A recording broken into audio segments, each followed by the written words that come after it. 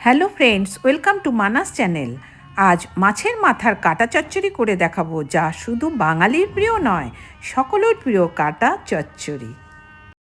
এর জন্য কেটে নিয়েছি ক্যাপসিকাম, বেগুন, আলু আর পেঁয়াজ কলি।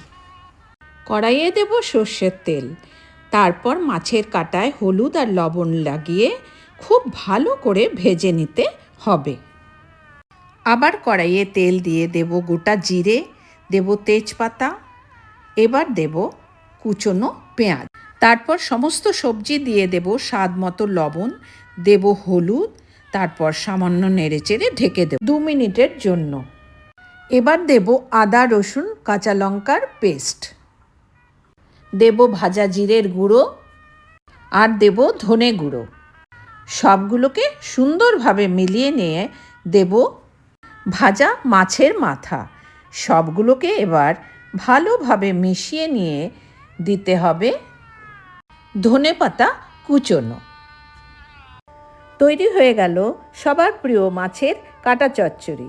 আমার ভিডিওটি যদি তোমাদের ভালো লেগে থাকে অবশ্যই লাইক, শেয়ার, সাবস্ক্রাইব করো।